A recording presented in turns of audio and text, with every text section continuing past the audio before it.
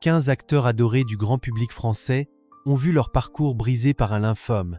Et derrière chaque nom se cachent des révélations étonnantes, des combats silencieux et des destins inattendus.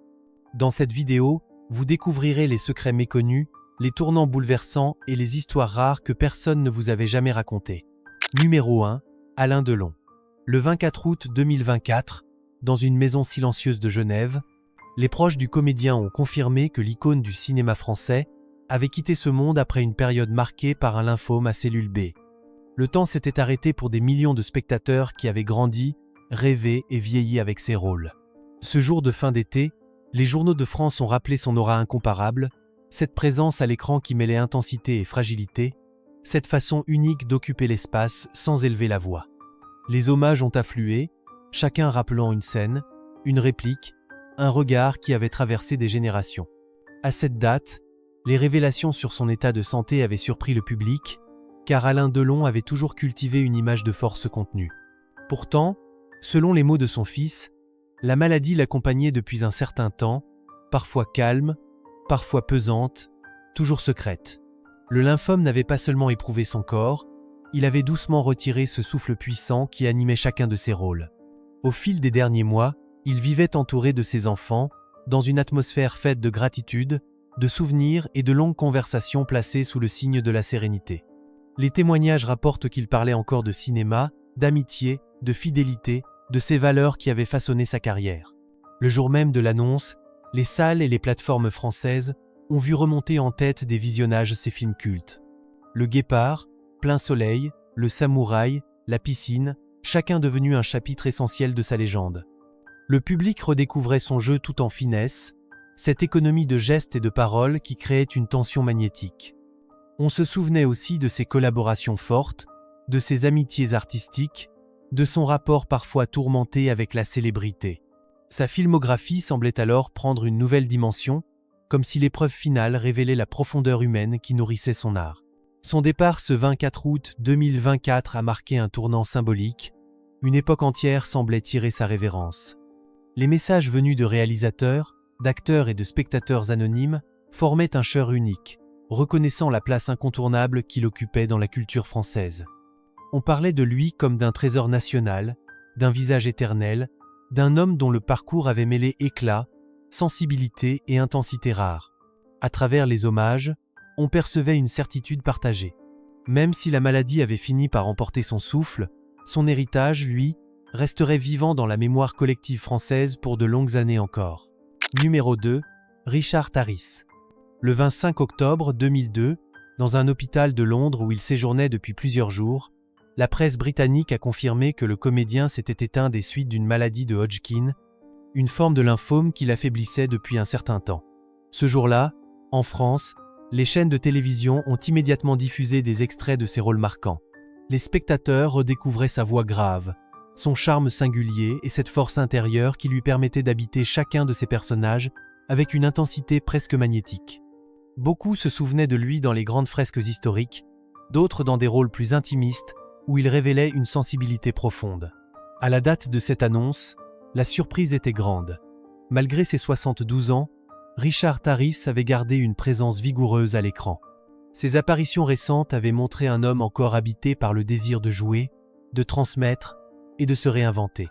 Pourtant, selon les proches, les signes de la maladie étaient apparus de manière progressive. Fatigue persistante, période de faiblesse, consultations répétées, autant d'indices qui l'avaient conduit aux soins spécialisés. Les médecins avaient tenté plusieurs approches thérapeutiques, mais son état avait continué de se dégrader. Malgré cela, il gardait une attitude déterminée, parlant régulièrement de cinéma, de poésie et de ses souvenirs de tournage. Les jours qui ont suivi le 25 octobre 2002 ont été marqués par un flot d'hommages venus de toute l'Europe. En France, les journaux ont salué un homme au parcours exceptionnel, capable d'interpréter aussi bien des rois que des hommes brisés, des figures mythiques que des personnages ordinaires. Son talent polyvalent avait fait de lui une présence familière pour le public français, qui appréciait ses performances intenses et son humilité. Les cinéphiles évoquaient ses rôles des années 60, puis ses retours triomphaux sur le devant de la scène dans les années 2000. Son départ a laissé un vide particulier. Richard Harris représentait cette génération d'acteurs capables de tout jouer avec conviction et profondeur, sans artifice. Sa disparition rappelait la fragilité de ces artistes que l'on croit éternels. Beaucoup de spectateurs ont partagé leurs souvenirs, leurs scènes préférées, leurs émotions les plus fortes liées à ces films. Si vous avez un souvenir particulier de Richard Harris ou une œuvre qui vous a marqué, partagez-le dans les commentaires pour continuer à faire vivre son héritage. Numéro 3, Max Wright. Le 26 juin 2019, dans sa maison de Hermosa Beach en Californie, la presse américaine a annoncé que le comédien s'était éteint après une longue période marquée par un lymphome diagnostiqué plusieurs années auparavant. Ce même jour, en France, la nouvelle a immédiatement ravivé les souvenirs liés à la série Alf, un programme culte des années 80 largement diffusé sur les chaînes françaises. Le visage de Max Wright, avec son expression à la fois stricte et attendrissante, est réapparu dans la mémoire collective. Les spectateurs se rappelaient ce père de famille dépassé par les situations absurdes mais profondément humain dans ses réactions. À la date de son départ, Max Wright avait déjà mené une véritable bataille. Depuis le milieu des années 90, les médecins lui avaient diagnostiqué un lymphome qui l'avait forcé à alterner entre périodes de traitement intensif et moments de rémission. Les premières années avaient été marquées par une certaine prudence, car la maladie demandait une vigilance constante. Malgré cela, il continuait de participer à des projets artistiques, parfois au théâtre, parfois à l'écran, toujours animé par le désir de jouer. Ses proches racontent qu'il gardait un humour discret, une douceur dans la voix et une forme de lucidité qui l'aidait à affronter les étapes les plus difficiles. Les derniers mois avant le 26 juin 2019 avaient été particulièrement éprouvants.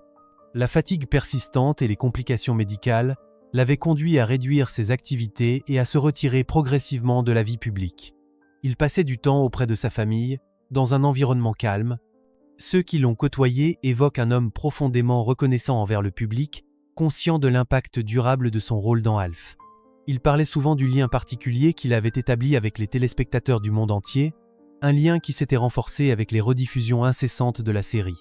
Lorsque la nouvelle de sa disparition a atteint la France, les réseaux sociaux et les médias ont immédiatement relayé des extraits de la série, rappelant la qualité de son jeu comique et la sincérité qu'il apportait à chaque scène. On voyait en lui un acteur discret, rarement sous les projecteurs mais toujours respecté. Sa carrière, bien que moins médiatisée que celle d'autres comédiens de sa génération, avait touché profondément ceux qui avaient grandi avec ses interprétations. Le départ de Max Wright, le 26 juin 2019, a laissé un vide doux amer, celui d'un artiste qui avait su marquer les esprits sans jamais chercher à briller davantage que son personnage. Numéro 4, Louis Anderson. Le 20 et 1 janvier 2022, dans un établissement médical de Las Vegas, où il recevait des soins depuis plusieurs semaines, la presse américaine a annoncé que l'humoriste et comédien s'était éteint des suites d'un lymphome diffus à grande cellule B. Ce même jour, en France, les médias ont immédiatement rappelé son visage souriant et sa présence chaleureuse, connu du public à travers ses rôles dans des films populaires, et surtout grâce à son interprétation remarquée dans la série Baskets. Les spectateurs français se souvenaient de sa capacité à mêler humour et émotion, un talent rare qui lui avait valu une reconnaissance internationale. À cette date, Louis Anderson avait déjà traversé une période marquée par de nombreux examens, des traitements intensifs et des moments de fragilité. Selon les informations partagées par sa famille, les premiers signes de la maladie étaient apparus de manière progressive. Une fatigue inhabituelle, des douleurs diffuses, puis l'annonce du diagnostic qui avait bouleversé son quotidien. Les médecins avaient mis en place plusieurs thérapies, chacune exigeante, chacune porteuse d'espoir. Malgré les difficultés, il conservait un esprit lumineux, souvent prêt à plaisanter avec le personnel soignant, fidèle à ce sens de l'humour tendre qui avait fait sa réputation. Les semaines précédant le 20 et 1 janvier 2022 avaient été particulièrement éprouvantes. L'évolution du lymphome avait réduit ses forces, limitant ses déplacements et l'obligeant à se concentrer sur le repos. Il recevait régulièrement la visite de proches, d'amis de longue date et de collègues du monde du spectacle. Beaucoup témoignent qu'il continuait, même affaibli, à raconter des anecdotes de tournage, à évoquer ses années sur scène, à se remémorer les moments marquants de sa carrière. Son sourire restait intact, signe de cette générosité qui l'avait toujours guidé. Lorsque la nouvelle de son départ a atteint la France, les hommages ont afflué. Les réseaux sociaux ont été inondés de messages de spectateurs français touchés par sa disparition. Les chaînes de télévision ont rediffusé des extraits de ses performances, rappelant l'étendue de son talent, sa capacité à incarner des personnages doux, profond et incroyablement humain. On parlait de lui comme d'un artiste sincère, proche du public, capable de faire rire tout en donnant de la profondeur à chacun de ses rôles. Le 20 et 1 janvier 2022 a marqué la fin d'un parcours exceptionnel, laissant derrière lui une empreinte indélébile dans la mémoire des spectateurs français et internationaux. Numéro 5. Andy Whitfield. Le 11 septembre 2011, dans sa résidence de Sydney où il recevait des soins depuis plusieurs mois, la presse internationale a confirmé que le comédien gallois s'était éteint après une bataille difficile contre un lymphome non-Hodgkinien. Ce même jour, en France, les chaînes spécialisées et les plateformes de streaming ont immédiatement rendu hommage à l'acteur, en rappelant son rôle puissant et inoubliable dans la série Spartacus, une production largement suivie par le public français. Beaucoup se souvenaient de son regard déterminé, de sa présence physique exceptionnelle et de l'émotion palpable qu'il apportait à chaque scène. À la date de cette disparition, Andy Whitfield luttait contre la maladie depuis près de 18 mois. Les premiers signes s'étaient manifestés pendant le tournage de Spartacus, lorsque des douleurs persistantes et une fatigue inhabituelle l'avaient conduit à passer des examens approfondis. Les médecins avaient alors établi un diagnostic précis, révélant la présence du lymphome. Cette annonce avait suspendu sa carrière ascendante, car Andy Whitfield avait été contraint de quitter temporairement les plateaux pour se consacrer entièrement aux traitements recommandés. Les thérapies administrées étaient intenses et exigeantes, mais l'acteur conservait un esprit combatif et une volonté de revenir à l'écran. Les mois qui ont précédé le 11 septembre 2011 avaient été particulièrement lourds. Les cycles de soins successifs avaient affaibli son corps, mais il restait entouré de sa famille, de ses amis et d'une équipe médicale attentive.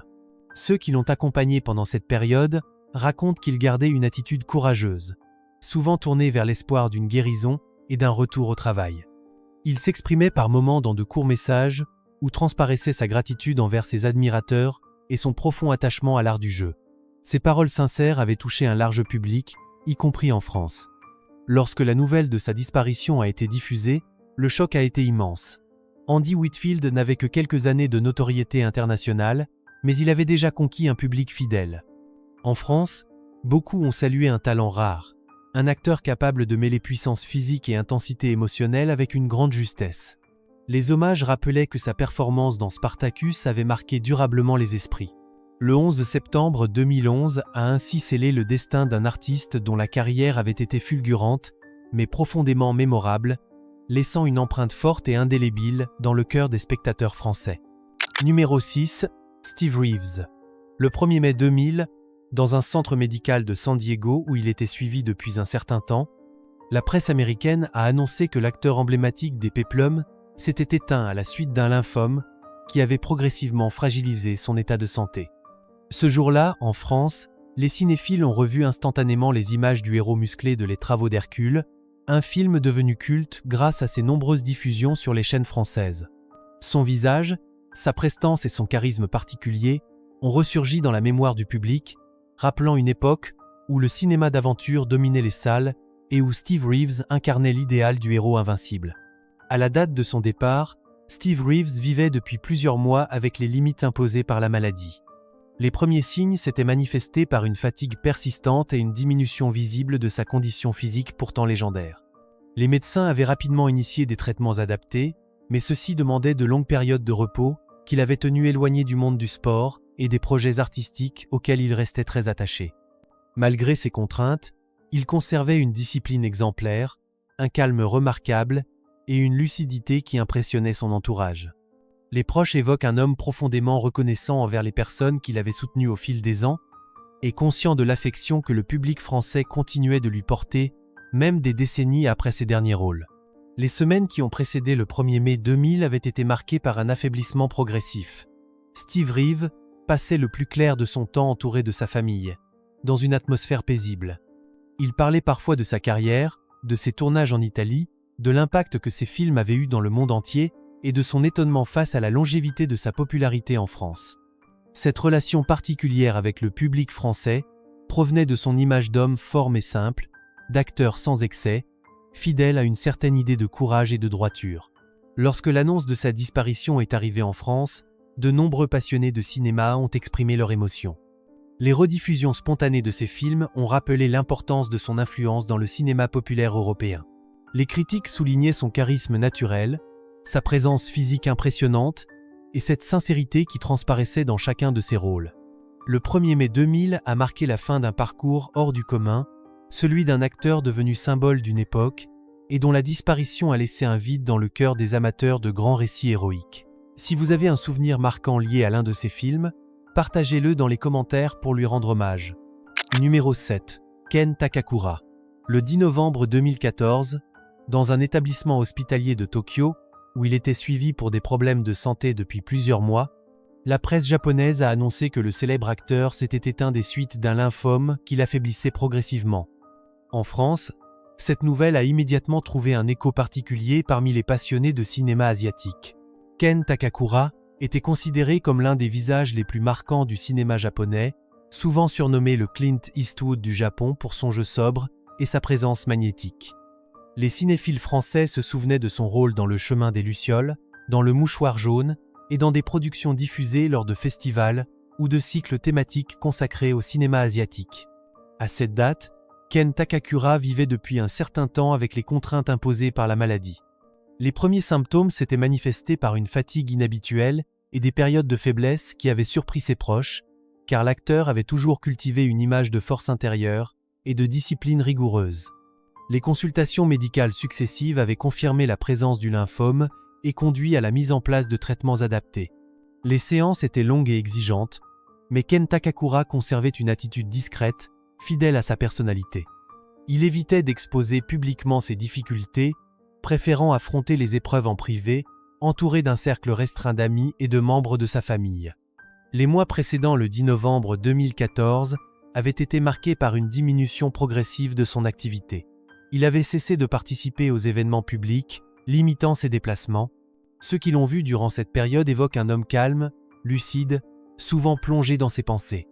Il parlait parfois de ses anciens rôles, de la manière dont il avait abordé chacun de ses personnages et de son attachement profond à la culture japonaise qu'il avait contribué à faire connaître hors de son pays. Cette discrétion avait renforcé encore davantage l'aura qui l'entourait. Lorsque la nouvelle de sa disparition a été relayée en France, les réactions ont été immédiates et empreintes de respect. Les chaînes spécialisées ont diffusé ses films emblématiques, rappelant la précision de son jeu, sa maîtrise du silence et la puissance émotionnelle qu'il savait transmettre sans geste superflu. Les critiques ont souligné qu'il incarnait un cinéma profondément humain, centré sur l'honneur, la loyauté et la résilience.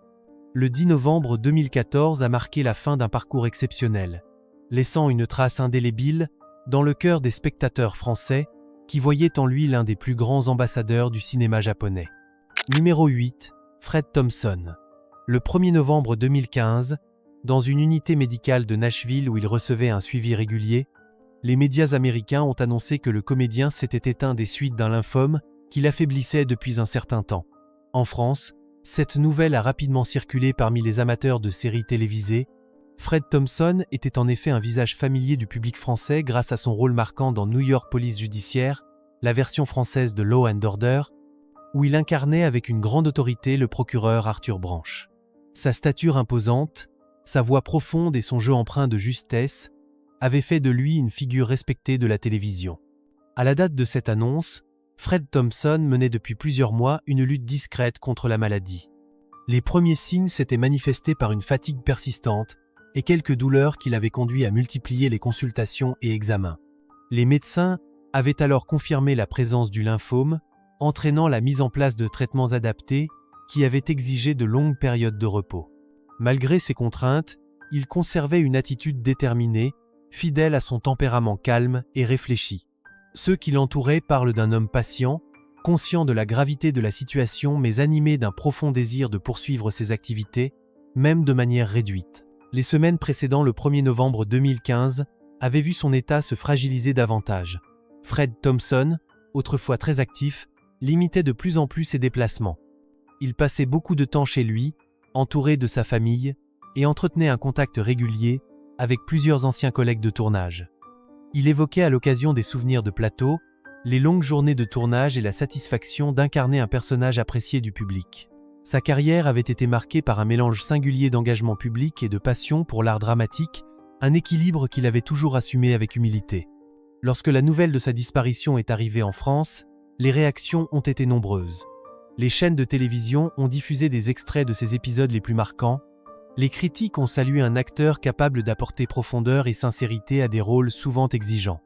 Les spectateurs français ont rappelé qu'il représentait l'une des figures emblématiques de New York Police Judiciaire, une série qui avait profondément marqué le paysage audiovisuel.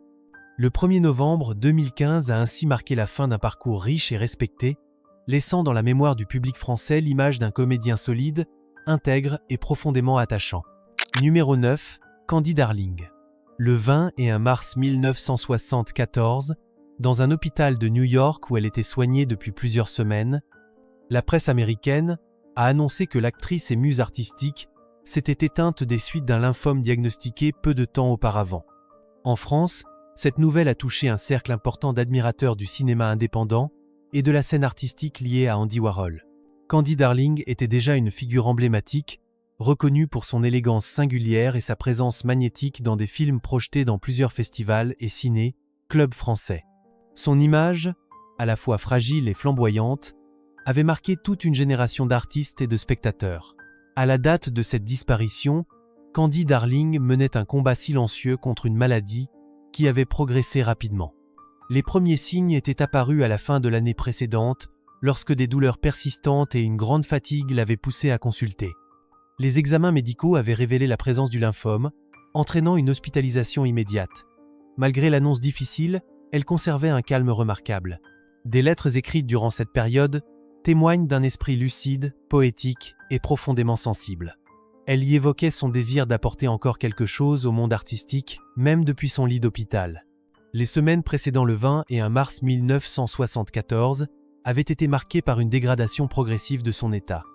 Les traitements intensifs affaiblissaient son corps, mais elle gardait une forme de dignité rare, souvent entourée de proches et de plusieurs membres de la communauté artistique new-yorkaise.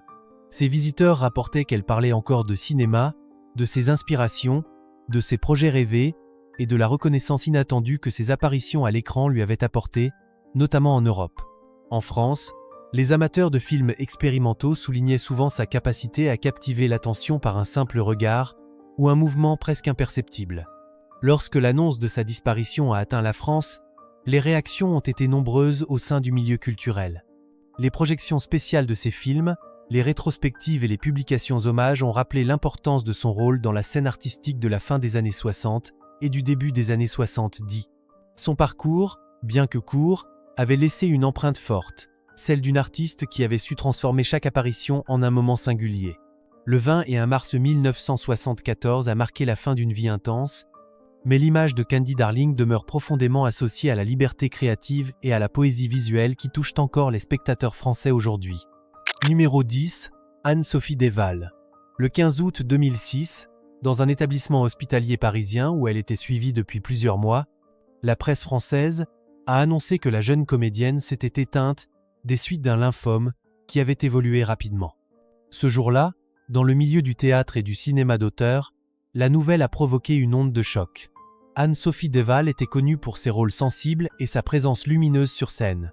Les spectateurs parisiens se souvenaient de son jeu instinctif, de sa voix douce et de son regard habité qui captait immédiatement l'attention du public.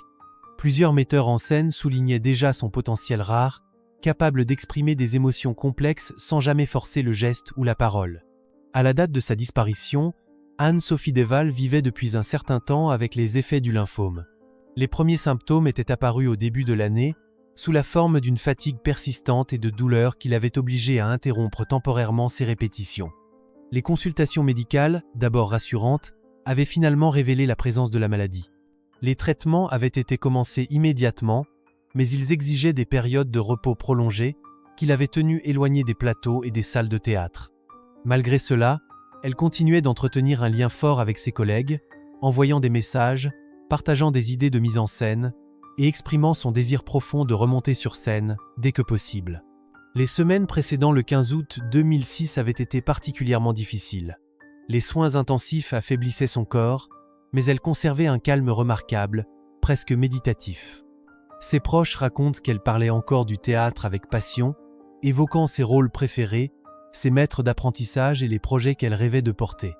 Elle évoquait souvent sa fascination pour les personnages nuancés, ceux qui vivent entre lumière et fragilité, et c'est précisément cette finesse qui avait séduit les spectateurs français. Lorsque la nouvelle de sa disparition a été communiquée, de nombreux artistes ont exprimé leur émotion. Les hommages ont rappelé la sensibilité rare de son jeu, sa maturité étonnante pour son âge, et l'impact discret mais profond qu'elle avait déjà laissé dans le paysage culturel parisien. Des lectures publiques et des représentations dédiées ont été organisées en sa mémoire, témoignant de l'affection et du respect que lui portaient ceux qui avaient croisé sa route. Le 15 août 2006 a marqué la fin trop précoce d'un parcours prometteur, laissant dans le cœur du public français le souvenir d'une artiste sincère, talentueuse et profondément humaine. Si vous gardez un souvenir particulier de son passage au théâtre ou à l'écran, partagez-le dans les commentaires pour honorer sa mémoire. Numéro 11, René Victor. Le 10 juillet 2025, dans un établissement médical de Los Angeles, où elle recevait des soins spécialisés, plusieurs médias américains ont annoncé que la comédienne s'était éteinte après une période marquée par un lymphome diagnostiqué quelque temps auparavant. En France, cette nouvelle a touché un large public, car René Victor était devenu un visage familier grâce à ses rôles dans des productions diffusées sur les chaînes françaises et sur les plateformes. Les spectateurs se souvenaient particulièrement de sa voix expressive et de sa capacité à transmettre une chaleur humaine profonde, notamment à travers son interprétation, remarquée dans des films et des séries appréciées du public francophone. À la date de cette disparition, René Victor vivait depuis plusieurs mois avec les contraintes imposées par la maladie. Les premiers symptômes étaient apparus sous la forme d'une fatigue inhabituelle et de douleurs diffuses qui l'avaient poussé à consulter. Les examens réalisés à la suite de ces signaux avaient révélé la présence d'un lymphome, une annonce qui avait profondément bouleversé son quotidien. Les médecins avaient immédiatement mis en place un protocole thérapeutique exigeant. Les séances de traitement étaient longues et nécessitaient une vigilance constante. René Victor faisait preuve d'un courage remarquable durant cette période, conservant une attitude calme et un sens profond de la dignité malgré les effets physiques et émotionnels des soins. Les mois qui ont précédé le 10 juillet 2025 avaient été marqués par une alternance de périodes d'espoir et de moments de fatigue intense. L'actrice, autrefois très active, réduisait progressivement ses engagements professionnels. Elle restait cependant en contact régulier avec des réalisateurs, des collègues et des amis du milieu artistique. Ces échanges lui permettaient de maintenir un lien avec un univers qu'elle avait servi durant plusieurs décennies. Ses proches rapportent qu'elle parlait souvent de sa gratitude envers le public français, remerciant ce soutien fidèle qui avait accompagné sa carrière à travers une grande diversité de rôles. Elle évoquait aussi ses souvenirs de tournage, ses rencontres déterminantes et sa passion pour l'interprétation, qu'elle considérait comme un moyen de transmettre des émotions universelles. Les dernières semaines avant le 10 juillet 2025 avaient été particulièrement délicates. René Victor passait la majorité de son temps entouré de sa famille. Les soins médicaux se concentraient sur l'apaisement et le confort. Ceux qui l'ont visitée durant cette période décrivent une femme toujours attentive aux autres, posée, douce, parfois souriante malgré la fragilité de son état. Elle parlait de ses rôles marquants, notamment ceux qui avaient touché le public français, et de son étonnement face à l'attachement durable que ses interprétations avaient suscité. Lorsque l'annonce de son décès est parvenue en France, les réactions ont été nombreuses et sincères. Les hommages rappelaient la profondeur de son jeu, sa capacité à incarner des personnages empreints d'humanité et son talent rare pour transmettre des émotions authentiques. Les critiques soulignaient que, même dans des rôles secondaires, elle illuminait chaque scène par une présence subtile et chaleureuse. Des rediffusions et des messages de remerciement du public ont afflué, mettant en lumière l'influence discrète mais durable de son parcours. Le 10 juillet 2025 a marqué la fin d'une route artistique riche, laissant dans la mémoire des spectateurs français l'image d'une comédienne sensible, généreuse et profondément respectée. Numéro 12, Taketoshi Neto. Le 23 août 2012, dans un hôpital de Yokohama où il était suivi depuis un certain temps, la presse japonaise a annoncé que le comédien s'était éteint des suites d'un lymphome qui avait progressivement affaibli son organisme. En France, cette nouvelle a rapidement touché les passionnés de cinéma asiatique. Taketoshi Neto était connu du public français grâce à son apparition dans plusieurs films projetés dans des festivals, des cinémathèques et des chaînes spécialisées. Beaucoup se souvenaient de sa silhouette élégante, de sa voix posée et de sa capacité à incarner avec une grande finesse des personnages empreints de retenue, d'humour discret ou de mélancolie. Il faisait partie de ces acteurs dont la présence suffit à donner du relief à une scène. À la date de cette disparition, Taketoshi Naito luttait depuis plusieurs mois contre les effets du lymphome. Les premiers signes s'étaient révélés par un affaiblissement progressif, une baisse d'énergie et une perte d'appétit qui avaient alerté ses proches. Les examens médicaux avaient ensuite confirmé la nature du problème. Les médecins avaient entamé un protocole de traitement exigeant, basé sur une surveillance régulière et des thérapies adaptées. Le comédien affrontait cette période avec une attitude exemplaire, fidèle à sa nature discrète et profondément respectueuse. Il ne cherchait pas à attirer l'attention sur sa situation. Il préférait préserver un espace intime où il pouvait se reposer, réfléchir et passer du temps avec sa famille et ses amis. Les mois précédant le 23 août 2012 avaient été marqués par un ralentissement notable de ses activités professionnelles. Taketoshi Naito avait réduit ses apparitions publiques et s'était consacré à quelques projets personnels. Les témoignages rapportent qu'il relisait souvent des textes anciens, qu'il réécoutait de la musique traditionnelle japonaise et qu'il aimait revoir des extraits de films auxquels il avait participé. Cette période de retrait avait permis à de nombreux proches de passer du temps avec lui. Ils évoquent un homme serein, lucide, préoccupé davantage par la transmission de souvenirs que par la maladie elle-même. Il parlait souvent de ses débuts au cinéma, de la difficulté des premiers rôles et de la manière dont chaque tournage avait façonné sa compréhension du métier. Lorsque la nouvelle de son décès a circulé en France, les réactions ont été immédiates. Plusieurs critiques de cinéma ont rappelé l'influence douce mais persistante qu'il avait exercée sur les cinéphiles français. Les chaînes culturelles ont diffusé des extraits de ses films, soulignant la délicatesse de son jeu et la profondeur émotionnelle qu'il savait véhiculer sans jamais élever la voix. Les spectateurs se remémoraient ses apparitions marquantes, notamment dans des drames humanistes et des récits contemplatifs. Taketoshi Naito appartenait à cette génération d'acteurs qui apportaient au cinéma une forme de sagesse silencieuse. Le 23 août 2012 a marqué la fin d'une vie artistique riche et subtile, laissant une empreinte durable dans le cœur du public français amateur de cinéma japonais. Numéro 13. John Kenny. Le 28 novembre 2024, dans un hôpital de Limerick où il recevait des soins attentifs depuis plusieurs semaines, la presse irlandaise a annoncé que le comédien s'était éteint des suites d'un lymphome non hodgkinien diagnostiqué un certain temps auparavant. En France, cette nouvelle a touché un public fidèle, notamment parmi les amateurs de cinéma indépendants et les spectateurs qui avaient découvert l'acteur à travers les festivals et les diffusions télévisées de plusieurs productions irlandaises. John Kenny était reconnu pour son humour singulier, sa sensibilité artistique et cette capacité rare à passer en un instant du rire à une profonde émotion.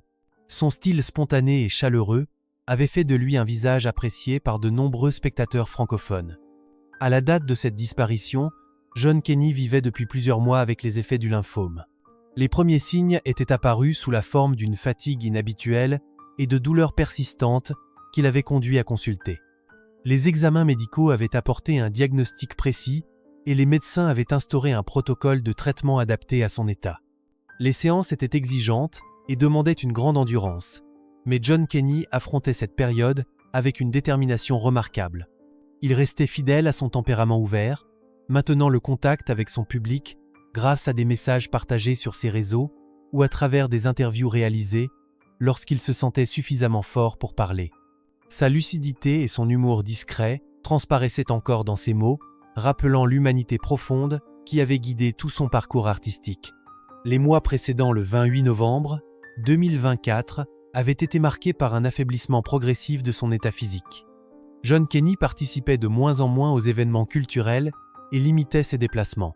Il passait davantage de temps chez lui, entouré de sa famille et de ses amis proches.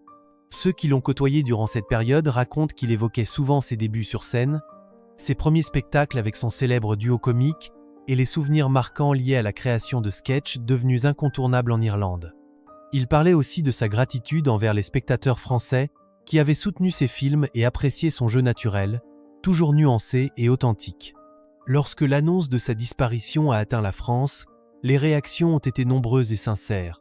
Les critiques de cinéma ont rappelé son rôle dans plusieurs productions présentées dans les festivals francophones, soulignant la précision de son jeu et sa capacité à incarner des personnages profondément humains, souvent vulnérables, parfois drôles, mais toujours touchants. Les chaînes culturelles ont diffusé des extraits de films où il apparaissait, rappelant l'étendue de sa palette émotionnelle et la générosité avec laquelle il interprétait ses rôles. Plusieurs artistes ont salué sa disparition en insistant sur la douceur, la bienveillance et la sensibilité qui caractérisaient l'homme autant que le comédien. Le 28 novembre 2024 a marqué la fin d'un parcours artistique singulier et sincère. L'héritage laissé par John Kenny reste vivant dans la mémoire des spectateurs français qui voyaient en lui un artiste profondément humain, capable de transformer la simplicité en émotion et la vulnérabilité en force. Son souvenir demeure associé à une sensibilité rare qui continue de toucher ceux qui découvrent encore aujourd'hui ses œuvres. Numéro 14, Jacob Eriksson. Le 20 octobre 2025, dans un hôpital de Stockholm où il était pris en charge depuis plusieurs semaines, plusieurs médias suédois ont annoncé que le comédien s'était éteint des suites d'un lymphome dont l'évolution avait été particulièrement rapide au cours des derniers mois. En France, cette nouvelle a touché un public déjà familier de son visage grâce à ses apparitions dans des productions nordiques diffusées sur les chaînes spécialisées et sur les plateformes. Jacob Eriksson était notamment connu des spectateurs français pour son rôle dans l'adaptation cinématographique de la saga Millennium, où son jeu précis et intense avait été salué pour sa justesse. Son talent discret mais puissant avait fait de lui un acteur respecté des cinéphiles. À la date de cette disparition, Jacob Eriksson vivait depuis plusieurs mois avec les difficultés imposées par la maladie. Les premiers signes s'étaient manifestés par une fatigue inhabituelle, des douleurs persistantes et une baisse d'énergie qui l'avait conduit à consulter.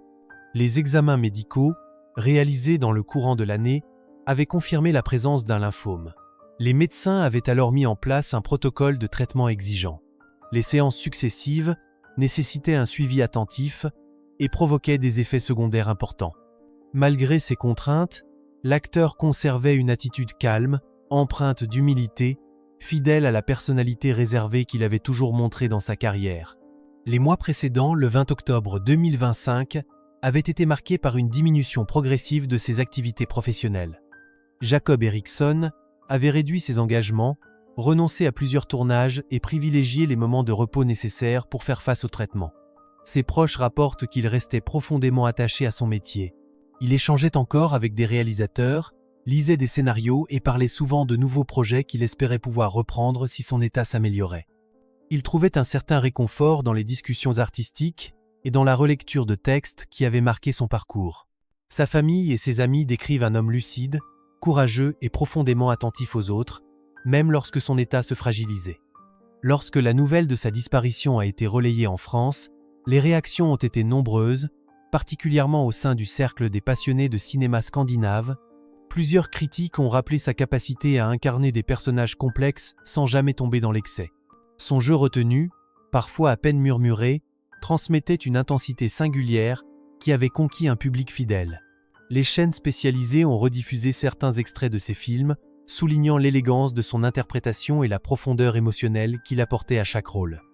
Les spectateurs français ont exprimé leur tristesse et leur reconnaissance envers un acteur qui, sans rechercher la lumière à tout prix, avait réussi à marquer durablement la mémoire collective.